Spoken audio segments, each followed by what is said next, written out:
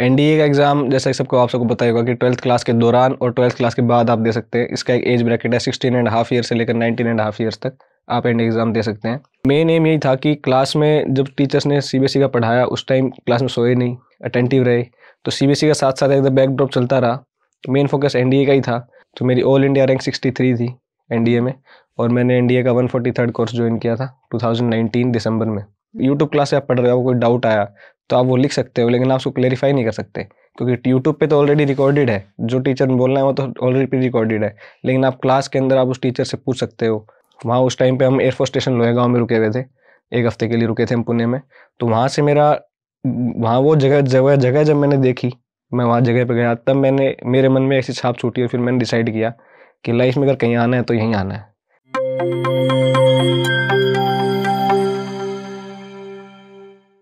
नमस्कार, स्वागत है आपका। मैं हूं शैली शर्मा और आप देख रहे हैं एनजेपी हरियाणा। आज हमारे साथ है नितिन सांगवान जी। सबसे पहले आपका हमारे स्टूडियो में स्वागत है, अभिनंदन है। बहुत बहुत धन्यवाद मैम। आज हम इनका परिचय इन्हीं से जानेंगे।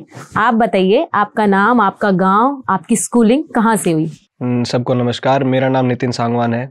मैं गांव कुब्जा नगर जो चरखीदारी डिस्ट्रिक्ट में पड़ता है हरियाणा में, वहाँ से। और मेरी स्कूलिंग बचपन में हिसार से हुई है। उसके बाद सैनिक स्कूल रेवाड़ी में से मेरी स्कूलिंग हुई 6ठी कक्षा से लेकर 12वीं कक्षा तक। और मेरे परिवार में पिताजी है, माताजी, दादा दादी, पूरा समृद्ध परिवार है। We are a joint family. पिताजी मेरे बिल्डर हैं जो भी रेवाड़ी में ही काम कर रहे हैं, नरेंद्र सांगवान उनका नाम है। माताजी नर्स का काम कर रही है पुष्पांजलि हॉस्पिटल में। तो सैनिक स्कूल तक पहुंचना कैसे हुआ? सैनिक स्कूल तक पहले मैंने गांव की अपनी प्रारंभिक शिक्षा गांव में ही प्राप्त की, सरकारी स्कूल में, जो फर्स्ट और सेकंड क्लास की बोलते हैं। लेकिन गांव में इतनी अच्छी सुविधाएं नहीं होती हैं पढ़ाई के रिगार्डिंग। तो मेरे पेरेंट्स ने डिसाइड किया कि दादाजी मेरे हरियाणा पुलिस में, जैसे बताया मैंने आपको, रिटायर्ड है अभी सब इंस्पेक्टर से। सो हरियाणा पुलिस में उनकी हिसार पोस्टिंग थी उस टाइम पे। तो उन्होंने, दादाजी ने कहा कि आप इस लड़के को हिसार ले जाइए। तो मैं हिसार चला गया दादा दादी के साथ। तो वहाँ मैंने 5वीं कक्षा तक की पढ़ाई की। फिर जैसे कि अपने एरिया में, अपने हरियाणा में सब मान्यता है कि सैनिक स्कूल्स का एक अच्छा रेपुटेशन है, कि अच्छे स्कूल होते हैं, और वाकई में वो है भी। तो मेरे पेरेंट्स ने डिसाइड किया कि इसको सैनिक स्कूल की प्रिपरेशन कराते हैं। एक ऑल इंडिया सैनिक स्कूल एग्जामिनेशन होता है हर साल, उसका मैंने फॉर्म भरा। पेरेंट्स ने मेरे को किताब ला के दी कि सैनिक स्कूल की प्रिपरेशन किताब, उससे पढ़िए आप। मैं ट्यूशन्स करता था उस टाइम पे हिसार में ही, तो ट्यूशन के साथ साथ मैंने सैनिक स्कूल की तैयारी भी स्टार्ट कर दी। पहले अटेम्प्ट में मेरा रिटन एग्जाम क्लियर हुआ। उसके बाद एक छोटा सा इंटरव्यू हुआ स्कूल में ही, मेडिकल टेस्ट और ओवरऑल मेरिट लिस्ट के बाद 6ठी कक्षा में मैंने सैनिक स्कूल में एडमिशन लिया 2012 में। सैनिक स्कूल में एडमिशन लेने का प्रोसेस क्या होता है? जैसे आपने बोला कि साल में एग्जाम होता है, तो कैसे क्या एग्जाम फिल करते हैं, क्या बुक कौन कौन सी होती है, थोड़ा सा बताइए। सैनिक स्कूल में एडमिशन लेने का प्रोसेस, फॉर्म निकलते हैं जो कि जनरली इसी टाइम निकलते हैं, नवंबर दिसंबर के आसपास, अक्टूबर नवंबर के महीने में। जनवरी के पहले संडे को उसका एग्जाम होता है। आजकल, पहले तो ऑल इंडिया सैनिक स्कूल एग्जामिनेशन होता था, अब आजकल नेशनल टेस्टिंग एजेंसी उसका एग्जाम कंडक्ट करा रही है, तो उसके थ्रू आप अप्लाई कर सकते हैं। उसमें एक एज ब्रैकेट होता है, आप 2 टाइम पे एडमिशन ले सकते हैं, 6th क्लास में और 9th क्लास में। तो मैंने 6th क्लास में लिया था। वो एज ब्रैकेट होता है, आप फॉर्म भरिए, 100-500 रुपये कुछ फीस होती है फॉर्म की, मुझे एग्जैक्टली अभी याद नहीं कितना है। तो फॉर्म भरिए, उसके बाद एक ऑल इंडिया लेवल का एग्जाम होगा। उस एग्जाम में सिलेबस में आपका 5th क्लास तक का सिलेबस आता है। Normal mathematics, reasoning, English, Hindi, और जो नॉर्मल रीजनिंग होती है वो एग्जाम सिलेबस होता है उसका। वो एग्जाम आप क्लियर करिए। एग्जाम क्लियर करने के बाद आपका एक छोटा सा इंटरव्यू होता है जो स्कूल में, स्कूल के अथॉरिटीज ही लेते हैं। That I am not sure कि आजकल हो रहा है कि नहीं हो रहा है, क्योंकि मेरे टाइम पे था, आई थिंक बीच में बंद हो गया था। एंड उसके बाद एक मेडिकल एग्जामिनेशन होगा आपका, बेसिक मेडिकल एग्जामिनेशन, और उसके बाद एक ओवरऑल मेरिट लिस्ट लगती है सारे मार्क्स कंडक्ट करके। उसके बाद आपकी जो नंबर ऑफ वैकेंसीज होती है क्लास में, आई थिंक 80 या 100 कुछ वैकेंसीज होती है 6th क्लास में, और 20 अराउंड कुछ वैकेंसीज होती है 9th क्लास में। तो उसके थ्रू आपकी ओवरऑल मेरिट लिस्ट लगेगी, उसे आपको एडमिशन के लिए बुला लिया जाएगा। आपने एनडीए क्रैक किया है, तो एनडीए के लिए कैसा क्या प्रोसेस है, किसने प्रेरणा दी, कैसे अप्लाई किया? एनडीए का एग्ज़ाम जैसा कि आप सबको पता ही होगा कि 12th क्लास के दौरान और 12th क्लास के बाद आप दे सकते हैं। इसका एक एज ब्रैकेट है 16.5 ईयर से लेकर 19.5 ईयर्स तक आप एनडीए एग्ज़ाम दे सकते हैं, पर आपको क्वालिफाइड होना चाहिए 12th क्लास ऑल्सो। मैं सैनिक स्कूल में था, और सैनिक स्कूल का मेन एम ही उनके कैडेट्स को एनडीए के लिए प्रिपेयर करना ही होता है। तो फॉर्म भी सैनिक स्कूल द्वारा ही भरवाए जाते हैं, वही आपकी तैयारी करवाते हैं। उसका एग्ज़ाम साल में 2 बार होता है एनडीए का एग्ज़ाम, यूपीएससी द्वारा कंडक्ट होता है, एक बार अप्रैल में और एक बार नवंबर में। तो उसके द्वारा यूपीएससी का जो कैलेंडर आता है उसमें डेट्स वगैरह अवेलेबल रहते हैं, कब फॉर्म निकलते हैं उस हिसाब से। सो सैनिक स्कूल ने मेरी तैयारी करवाई एनडीए की। उनके टीचर्स, सैनिक स्कूल का जैसे बताया कि एम ही कैडेट्स को प्रिपेयर कराना है, तो उनका करिकुलम इस प्रकार से होता है कि जैसे ही कैडेट्स 11th क्लास में आते हैं तो वो एनडीए की तैयारी करना शुरू कर देते हैं। जो मैथ्स का सिलेबस होता है, जो जनरल साइंस का सिलेबस होता है, नॉर्मल इंग्लिश का और जनरल सब्जेक्ट्स का, वो एक एनडीए के फोकस्ड व्यू में ही रहता है। और एनडीए के पॉइंट ऑफ व्यू से ही कैडेट्स को पढ़ाया जाता है कि हर हफ्ते मॉक टेस्ट होते हैं 15 डेज में, फोर्टनाइटली उसके मॉक टेस्ट होते हैं, उसकी परफॉर्मेंस रिव्यू की जाती है कि आपने कैसा क्या किया है, प्रीवियस ईयर क्वेश्चन पेपर पढ़ाए जाते हैं। एक बार रोकना चाहूंगी, कैसे टाइम मैनेज कर पाते हैं? स्कूल की भी स्टडी हो जाती है, एनडीए का भी एग्जाम की प्रिपरेशन करनी होती है, तो कैसे टाइम मैनेज करते हैं? सैनिक स्कूल का रूटीन एक मिलिट्री रूटीन की तरह ही है। जैसा कि नाम ही सैनिक है, तो नॉर्मल मॉर्निंग 5 o'clock आप उठो, फिर पीटी करो, पीटी के बाद वापस आके ब्रेकफास्ट जाओ, फिर आप नॉर्मल स्कूलिंग करो, स्कूल की क्लासेस होती हैं आपकी, क्लास के बाद फिर आप वापस आके लंच करो, थोड़ा सा आपका रेस्ट टाइम होता है, उसके शाम को गेम्स वगैरह भी होते हैं। फिर गेम्स के बाद आपको स्टडी पीरियड मिलता है, जिसको हम प्रेप बोलते थे। आप 2 घंटे का स्टडी पीरियड आपको मिलता है, उसमें आपके टीचर्स अवेलेबल रहते हैं वहीं पे ही। आपको कोई डाउट होता है आप उनसे पूछ सकते हो। उसके बाद डिनर के बाद थोड़ा फ्री टाइम हो, फिर रात को 10 बजे के आसपास लाइट्स आउट। एनडीए की प्रिपरेशन के टाइम पे हमारा क्या होता था, जैसे ही आप 12th क्लास में आते हैं तो हमारी सुबह मॉर्निंग पीटी एक्सक्यूज हो जाती है। हफ्ते में 2 ही दिन पीटी होती है पूरे डेली, जूनियर टर्म्स में रोज़ होती है, सीनियर के बाद आपको पढ़ाई के लिए टाइम दे जाता है एक्स्ट्रा। तो मैंने कुछ अलग से नहीं किया। जैसे कुछ लोग होते हैं जो रात को लेट तक पढ़ते हैं, कुछ लोग होते हैं सुबह जल्दी उठ के पढ़ने वाले होते हैं। तो I was an early riser, तो मैं रात को टाइम पर सो जाता था, सुबह उठ के जल्दी पढ़ता था। स्कूल का रूटीन वैसे ही था, पीटी एक्सक्यूज थी। सुबह जैसे पीटी के टाइम पे बाकी स्कूल पीटी कर रहा है 6ठी से 11वीं तक के बच्चे, लेकिन 12वीं तक के बच्चे, अब उनकी क्लास, उनकी प्रेप होती है, स्टडी पीरियड होता है, वहाँ टीचर्स भी अवेलेबल होते हैं उस टाइम पे, उनकी ड्यूटी होती है। तो आप वहाँ आते हैं तो सुबह 4 बजे उठ गए, पढ़ लिया, 6 साढ़े 6 बजे तक पीटी खत्म, फिर वॉश एंड चेंज करके ब्रेकफास्ट कर लिया, फिर स्कूल चले गए। स्कूल में अपनी सीबीएसई की पढ़ाई चलती थी साथ साथ में। मेन एम यही था कि क्लास में जब टीचर्स ने सीबीएसई का पढ़ाया उस टाइम क्लास में सोए नहीं, अटेंटिव रहे। तो सीबीएसई का साथ साथ एकदम बैकड्रॉप चलता रहा, मेन फोकस एनडीए का ही था। शाम को वापस आए, शाम को जो स्टडी पीरियड हो थोड़ा बहुत गेम्स भी खेला। गेम्स खेलना सैनिक स्कूल का बहुत अच्छा पार्ट है कि आपको कंटिन्यूसली फिजिकल एक्टिविटी करवाते रहते हैं। मेरा ये मानना है कि अगर आप पूरे दिन पढ़ते ही रहोगे, रेस्ट करोगे, फिर पढ़ने बैठ जाओगे, तो वो इतना इफेक्टिव रिजल्ट नहीं देगा आपको, क्योंकि आपका हेक्टिक हो जाता है, हेक्टिक भी हो जाता है और साथ में आप एक रूटीन में मुंडेन रूटीन हो जाता है बिल्कुल आपका। तो एक फिजिकल मेटाबॉलिज्म आपका बना रहना चाहिए।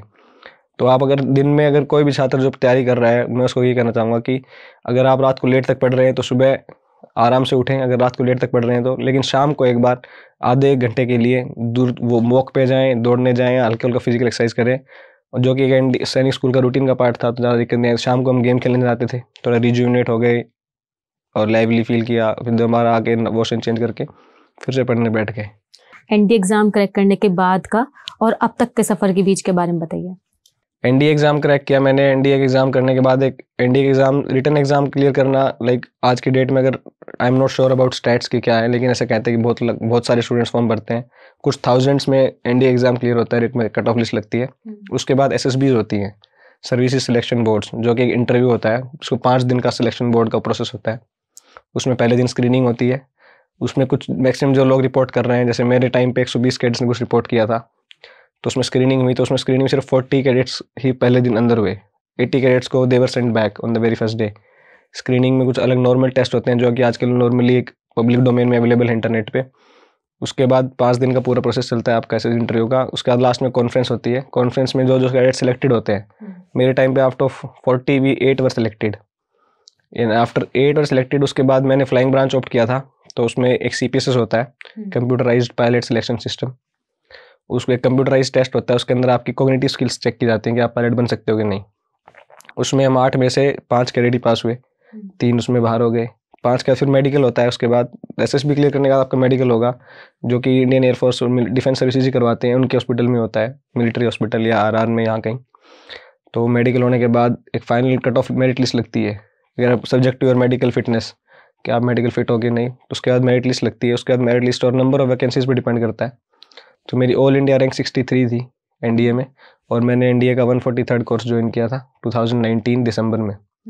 3 साल मैंने एनडीए की ट्रेनिंग की। 3 साल एनडीए ट्रेनिंग करने के बाद एज मैं फ्लाइंग ब्रांच कैडेट था। तो एज मैंने 12th के बाद किया था, तो एनडीए में 12th के बाद आप करते हो तो आपकी ग्रेजुएशन भी एनडीए कराता है। तो एयरफोर्स कैडेट्स का बीटेक की डिग्री उन्होंने मुझे करवाई। तो 4 साल, 3 साल एनडीए में, फिर 1 साल एनडीए के बाद में गया एयरफोर्स अकेडमी में, जो हैदराबाद में, डुंडीगल में, हैदराबाद में। तो वहाँ मैंने साथ एनडीए की बेसिक मिलिट्री ट्रेनिंग भी की, एयरफोर्स अकेडमी में मैंने फ्लाइंग ट्रेनिंग भी की, और साथ में मेरी बीटेक की डिग्री भी चल रही थी जो मैंने पढ़ाई की।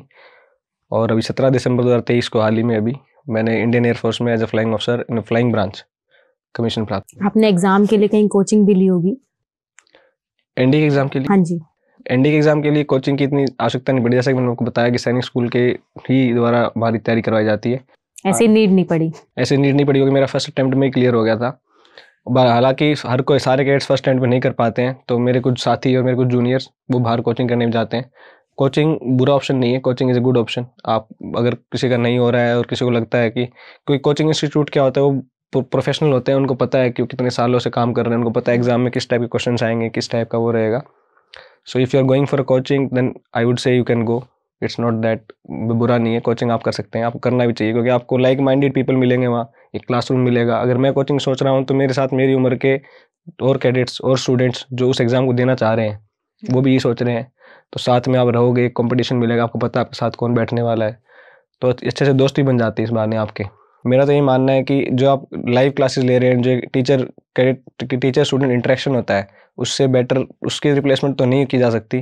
क्योंकि आप किसी प्रकार आपको अगर कोई यूट्यूब क्लास से आप पढ़ रहे हो, आपको कोई डाउट आया तो आप वो लिख सकते हो, लेकिन आप उसको क्लेरिफाई नहीं कर सकते क्योंकि यूट्यूब पे तो ऑलरेडी रिकॉर्डेड है, जो टीचर बोलना है वो तो ऑलरेडी प्री रिकॉर्डेड है। लेकिन आप क्लास के अंदर आप उस टीचर से पूछ सकते हो, आपके साथ में रह रहा है तो आप उससे पर्सनली जाके डाउट ले सकते हो, और एक डाउट क्लियर होगा तो आपके 2 डाउट और आएंगे। तो एक जो nothing can replace a teacher के स्टूडेंट इंटरेक्शन। हालांकि यूट्यूब बहुत अच्छा सोर्स है और बहुत अच्छे टीचर्स हैं, इंस्ट्रक्टर हैं जो यूट्यूब के थ्रू लाइव क्लासेस थ्रू पढ़ा रहे हैं आपको। तो आई वुड से कि दोनों ही अच्छे मीडियम है, लेकिन बेस्ट जैसे मैंने प्रिपेयर किया है वो एक as a live manual classes में ही किया है। आपकी इस लाइफ जर्नी में आपके सपोर्टेड पर्सन कौन कौन है? मेरी इस लाइफ जर्नी में सपोर्ट सबका ही रहा है। मेनली मैं मेरे फैमिली का सपोर्ट कहूँगा, जिन्होंने, मैं तो 5वीं क्लास में दादा के साथ सार पढ़ रहा था, 10 साल का था, मुझे क्या पता था कि मेरे लिए क्या अच्छा है क्या बुरा है। मैंने तो कभी सोचा भी नहीं था कि मुझे आगे जाके आज पायलट बनना है। वो पेरेंट्स का ही सोच थी कि इनको सैनिक स्कूल में डाल देते क्योंकि एक अच्छी रेपुटेशन थी, उनका ही फैसला था बस। उन्होंने मेरे को फाइनेंस किया, उन्होंने मेरे को मोटिवेट किया, उनके थ्रू फिर मैं सैनिक स्कूल में गया। सैनिक स्कूल पहुंचने के बाद भी छोटे बच्चों को इतना पता नहीं होता, जैसे आजकल तो फिर भी टाइम चेंज हो गया है। हमारे टाइम पे तो हमें नहीं पता था कि हमें क्या करना है, लेकिन हमसे सैनिक स्कूल में रट लगवा देते हैं कि आपको बड़े होकर क्या बनना है, बड़े होकर मुझे एनडीए करना है। What is your aim? My aim is NDA. ये हमारी अलमारियों पे कबर्ड्स पे हम लिखा रहते थे, हम सब स्टिक करके रखते थे कि what is your aim? My aim is NDA. इतना भी नहीं पता था। लेकिन सैनिक स्कूल क्या है, वो टूर एंड ट्रिप्स कराता रहता है। जब मैं 9th क्लास में था तो हमारा ट्रिप हुआ था नेशनल डिफेंस एनडीए में ही। तो एनडीए की पासिंग आउट परेड देखने गए थे हम वहाँ। उस टाइम पे हम एयरफोर्स स्टेशन लोहेगांव में रुके हुए थे, 1 हफ्ते के लिए रुके थे हम पुणे में। तो वहाँ से मेरा वहाँ वो जगह जब मैंने देखी, मैं वहाँ जगह पे गया, तब मेरे मन में ऐसी छाप छूटी और फिर मैंने डिसाइड किया कि लाइफ में अगर कहीं आना है तो यहीं आना है, इसके अलावा कहीं नहीं जाना। तो दूसरा सबसे बड़ा योगदान, हालांकि पहला दूसरा तीसरा ऐसे बताना गलत होगा, सबका एक बराबर योगदान रहा है, लेकिन पहले पेरेंट्स, फैमिली, उसके बाद मेरा सैनिक स्कूल जिन्होंने मुझे इतना मोटिवेट किया, गाइड किया। अगर सैनिक स्कूल नहीं होता और मैं सैनिक स्कूल में नहीं तो शायद फिर मैं आज पायलट नहीं होता, मैं कुछ और ज़िंदगी में कुछ और कर रहा होता, जो कि आजकल आम बच्चे करते हैं, आईआईटी, नीट और उस आकाश और जो भी इंस्टीट्यूट्स हैं। आप सैनिक स्कूल में गए, आमतौर पर पेरेंट्स से जब बच्चे दूर होते हैं तो थोड़ी सी दिक्कत हो जाती है, याद आती है पेरेंट्स की, तो वो आपका टाइम कैसा था? वो टाइम टफ था, लेकिन मेरे लिए तो मैं कहूँगा कि मैं तो मेरे पेरेंट्स के साथ कभी रहा ही नहीं। जब मैं 5 या 6 साल का था, फर्स्ट क्लास में पेरेंट्स ने बोला कि दादा के साथ चले जाओ, तो मैं दादा के साथ रहा। साल में 2 बार ही पेरेंट्स से मिलता था, गांव आता था जब गर्मी की छुट्टियों में, दिवाली छुट्टियों में। दादाजी से छूट के मैं सैनिक स्कूल चला गया। सैनिक स्कूल 7 साल सैनिक स्कूल में रहा, तब भी साल में 2 बार घर वालों से मिलना होता था। सैनिक स्कूल से मैं एनडी चला गया, एनडी में साल में 2 बार छुट्टी होती थी। एनडी का मैं एयरफोर्स अकेडमी चला गया और अब तो फौज में आ ही गया हूँ। तो पेरेंट्स मेरे लिए तो डिफ़िकल्ट था ही, बट मेरे से ज़्यादा मेरे पेरेंट्स के लिए डिफ़िकल्ट था। लाइक पेरेंट्स के लिए उनसे मिलना साल में 2 बार होता है। वो पेरेंट्स की I generally respect them and I think कि अब मैं कमीशन हो गया हूँ, तो ना मेरी बारी है कि उन्होंने मेरे लिए इतना सेक्रीफाइस किया है, ना मेरी बारी है कि मैं उनको अकेले ना छोड़ूँ और मेरे साथ ही रहें। ट्रेनिंग टाइम में आपका क्या रूटीन होता है? ट्रेनिंग टाइम में जैसे सैनिक स्कूल का रूटीन रहता है, सैनिक स्कूल एक फीडर इंस्टीट्यूट है। फीडर इंस्टीट्यूट यानी उनका काम है कि डिफेंस फोर्सेज में कैडेट्स को फीड करना। तो जो एक सैनिक स्कूल का रूटीन था वही नॉर्मल रूटीन था। नहीं, एनडीए क्रैक करने के बाद आपने ट्रेनिंग ली है फ्लाइंग की, जो आप बता रहे हैं, उसका क्या रूटीन था आपका? जैसे थोड़ा बहुत बताएंगे कि कैसे क्या होता है, आप अपना बताइए। फ्लाइंग का routine is like air force academy का रूटीन, एनडीए का रूटीन, एयरफोर्स, ये सारी प्री कमीशनिंग अकेडमीज हैं जो कि डिफेंस में ऑफिसर्स को ट्रेन करती हैं। तो ट्रेनिंग रूटीन वही रहता है, आप सुबह जल्दी उठें, पीटी परेड करें, PT parade, swimming, horse riding, अलग अलग तरह के इवेंट्स होते हैं, मॉर्निंग ऑडिटी होती है। उसके बाद आप आएँ, फिर जैसे कि मैंने आपको बताया कि मेरी बीटेक की डिग्री चल रही थी, तो एनडीए में क्लासेज होती थी बीटेक की degree regarding. Same air force academy में फ्लाइंग होती थी, हमको फ्लाइंग सिखाई जाती है।